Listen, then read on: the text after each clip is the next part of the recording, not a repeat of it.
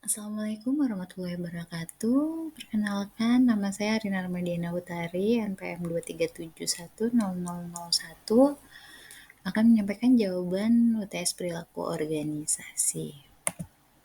Soal yang pertama, uraikan penjelasan perilaku organisasi dikaitkan dengan perilaku kelompok dalam organisasi terkait kepuasan kinerja. Berikan penjelasan dengan referensi penelitian terkait minimal 5 referensi untuk 5 tahun terakhir.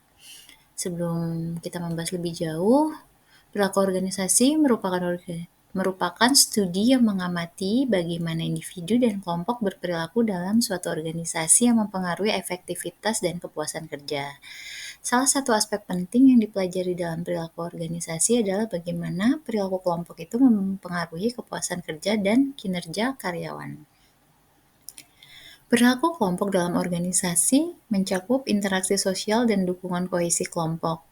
Norma, kepemimpinan, komunikasi, kepercayaan antar anggota, konflik, persepsi keadilan, peran dan tanggung jawab yang jelas yang semuanya berperan penting dalam membentuk lingkungan kerja yang kondusif dan produktif. Kepuasan kerja dan perilaku kelompok memiliki hubungan yang erat di mana perilaku kelompok yang positif dapat meningkatkan kepuasan kerja. Sedangkan kepuasan kerja yang tinggi sering memperkuat interaksi yang harmonis dalam kelompok. Nah, hubungan antara perilaku organisasi, perilaku kelompok, dan kepuasan kerja serta kinerja ini menjadi tema yang dikaji banyak peneliti.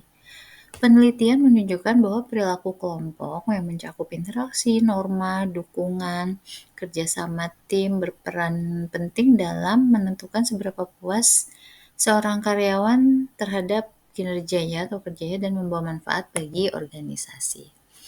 Berikut beberapa penelitian relevan. Yang pertama, penelitian Purwanto dan Susanti tahun 2020.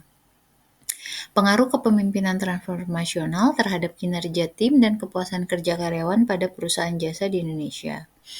Jadi, ditemukan bahwa kepemimpinan transformasional berperan penting dalam meningkatkan kepuasan kerja dan kinerja tim. Dengan adanya kepemimpinan yang mendukung dan memotivasi, anggota tim merasa lebih dihargai dan memiliki semangat lebih tinggi sehingga tercapai peningkatan kinerja secara keseluruhan. Jadi di sini perilaku kelompoknya itu adalah kepemimpinan transformasional. Selanjutnya, penelitian oleh Utami et al. 2021. Dampak kohesi kelompok terhadap kinerja dan kepuasan kerja karyawan di lingkungan kerja pemerintah. Di sini menyoroti pentingnya kohesi kelompok dalam menciptakan lingkungan kerja yang harmonis di lembaga pemerintah. Kohesi yang baik memungkinkan anggota kelompok untuk saling mendukung dalam mencapai target sehingga meningkatkan kepuasan kerja dan kinerja. Apa sih kohesi kelompok itu? Kohesi kelompok adalah seberapa erat anggota kelompok itu saling berhubungan dan berkomitmen satu sama lain dalam mencapai tujuan bersama. Kohesi yang tinggi menciptakan ikatan emosional dan rasa solidaritas yang kuat dalam kelompok yang dapat meningkatkan kepuasan kerja. Jadi anggota kelompok merasa terhubung secara emosional dengan tim cenderung lebih termotivasi dan bahagia dalam bekerja, yang berdampak positif pada kinerja mereka. Ketika kohesi kuat, anggota kelompok merasa didukung dan dihargai, yang membuat mereka lebih produktif dan cenderung mempertahankan kualitas kerja yang lebih tinggi. Nah, selanjutnya penelitian yang ketiga, penelitian oleh Nugroho Purnomo 2022, komunikasi efektif dalam kelompok kerja dan pengaruhnya terhadap kepuasan kinerja di sektor pendidikan. Nah, di sini mengeksplorasi hubungan antara komunikasi kelompok dan kepuasan kerja, di mana hasilnya menunjukkan bahwa komunikasi yang terbuka dan efektif dalam kelompok kerja berkontribusi besar terhadap kepuasan karyawan, karena anggota kelompok merasa didengar dan mampu berbagi ide dengan lebih baik. Di sini adalah menekankan komunikasi ya dalam kelompok, di mana komunikasi efektif kunci dalam membangun hubungan yang baik antar anggota kelompok. Ketika komunikasi kelompok ini terbuka dan jelas, kesalahpahaman itu akan bisa diminimalisir. Anggota merasa lebih nyaman dalam menyampaikan ide dan feedback-nya. Komunikasi yang baik mendorong tercipta rasa saling percaya dan percaya diri yang penting bagi kepuasan kerja.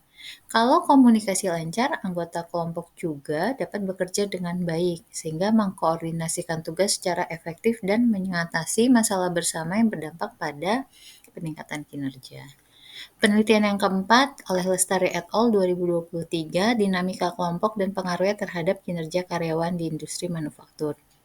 Nah, di sini diteliti efek dinamika kelompok pada kinerja dan kepuasan karyawan pada sektor manufaktur. Ditemukan bahwa dinamika kelompok yang sehat seperti adanya kepercayaan antar anggota berkontribusi pada peningkatan motivasi dan kepuasan kerja, yang kemudian berpengaruh positif terhadap kinerja. Di sini dinamika kelompoknya ialah kepercayaan anggota kelompok, di mana kepercayaan itu merupakan hal yang fundamental dalam dinamika kelompok yang mempengaruhi kinerja. Ketika kalau anggota itu saling percaya, mereka cenderung bekerja sama efektif, berbagi informasi, meminta bantuan tanpa takut dinilai negatif. Jadi kepercayaan memperkuat hubungan anggota yang akhirnya menciptakan rasa aman dan meningkatkan kepuasan kerja dalam kelompok yang didasarkan kepercayaan. Nah, anggota yang lebih nyaman itu, dia bisa berinovasi dan mengambil resiko yang dapat meningkatkan kinerja kelompok secara keseluruhan. Selanjutnya, penelitian yang kelima ialah penelitian oleh Sari Rahmawati tahun 2024, peran konflik fungsional dalam kelompok kerja dan dampaknya pada kepuasan kerja dan kinerja karyawan di kantor kesehatan.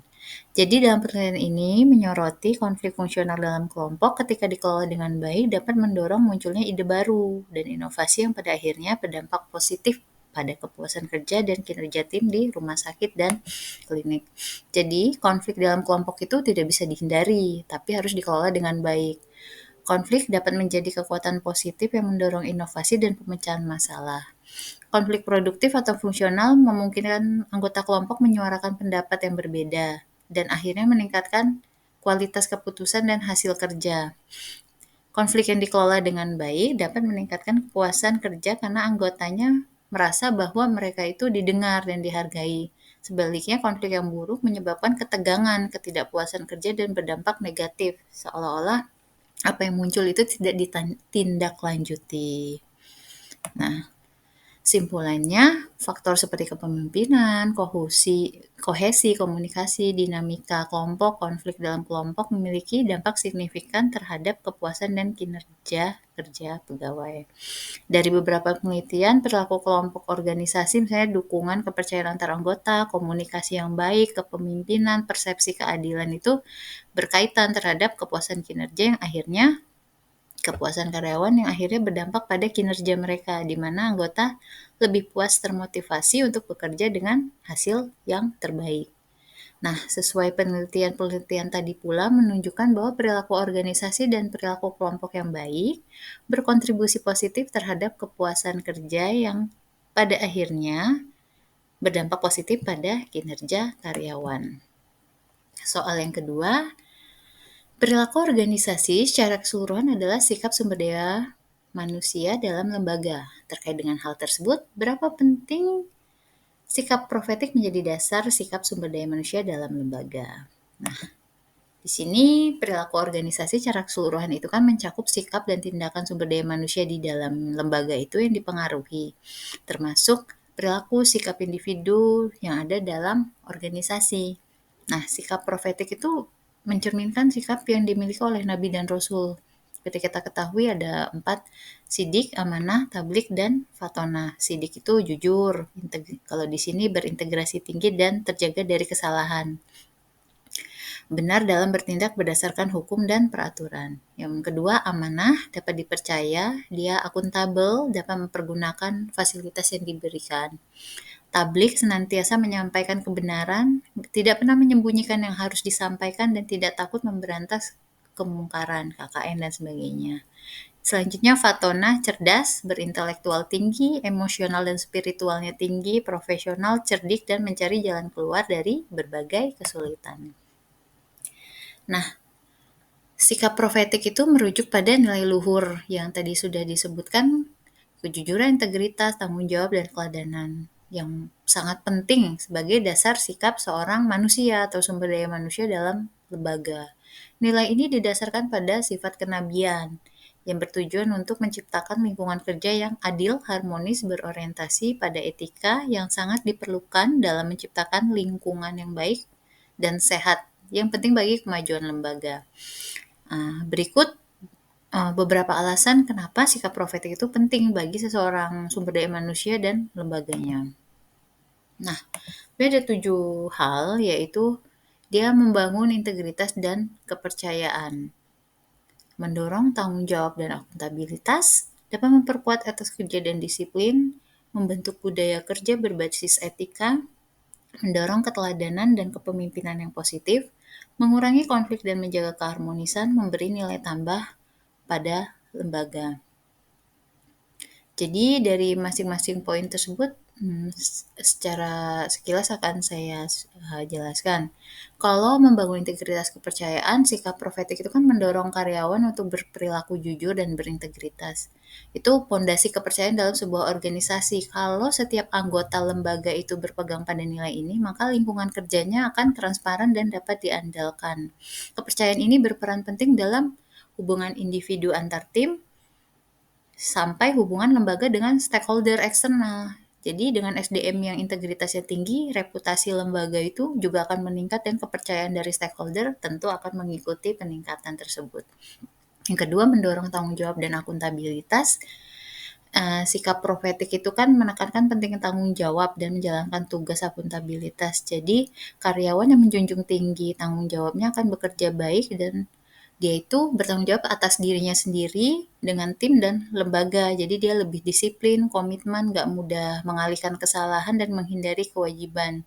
Karena ini membantu lembaganya menjaga standar kualitas suatu lembaga ya, karena individunya bertanggung jawab atas kontribusi yang dia berikan kepada dirinya sendiri, tim, dan lembaga. Selanjutnya, memperkuat etos kerja dan disiplin. Sikap profetik tekun, dedikasi itu mendorong etos kerja. Dia semangat, disiplin. Karyawan yang begitu biasanya fokus nggak hanya hasil, tapi proses berkelanjutan. Sehingga berkontribusi pada produktivitas dan efisiensi lembaga. Selanjutnya yang keempat, membentuk budaya kerja berbasis etika. Di sini profetik itu kan individunya diarahkan berperilaku berdasar nilai etis, budaya organisasi manusiawi, kasih sayang, tolong menolong, sederhana, lingkungan kerja kondusif dan nyaman, di mana pegawainya merasa dihargai dan diakui. Jadi menjaga keberagaman, menciptakan harmoni dan kohesi tim. Yang kelima, mendorong keteladanan dan kepemimpinan yang positif. Pemimpin yang memiliki sikap dan sifat profetik ini nggak hanya bertujuan pada hasil, tapi dia itu membangun karakter dan nilai moral. Mereka tidak hanya mengarahkan, tapi mereka juga menjadi role model atau teladan, memberikan inspirasi, membantu motivasi pegawai bukan karena paksaan, tapi dorongan dari dalam. Lalu mengurangi konflik dan menjaga keharmonisan. Kalau profetik menekankan kejujuran, sabar, pengertian, membantu mengurangi konflik. Jadi kalau sudah mereka terbuka untuk mendengarkan, menghindari hal-hal egois, maka akan mudah untuk mencapai kesepakatan bersama, harmoni pun mudah tercipta, sehingga tingkat stres dan lingkungan menjadi nyaman. Tingkat stres itu sangat rendah di dalam lembaga tersebut. Selanjutnya, memberikan nilai tambah bagi lembaga. Apabila SDM di suatu lembaga itu sudah mengimplementasikan nilai profetik, maka mereka tidak hanya berfokus pada kepentingan pribadi, tapi kemajuan bersama. Jadi mereka ini menambah nilai plus atau nilai tambah lembaga itu, karena SDM-nya berlandaskan nilai luhur, biasanya berfokus keberlanjutan tanggung jawab sosial dan dampak sosial bagi masyarakat, sehingga membuat lembaga dihormati dan dipandang sebagai institusi yang memiliki kontribusi nyata bagi lingkungannya. Nah, sikap profetik ini sangat penting dalam mengarahkan perilaku sumber daya manusia dan di lembaga menuju praktik yang tidak hanya efisien tapi berlandaskan etika dan tanggung jawab.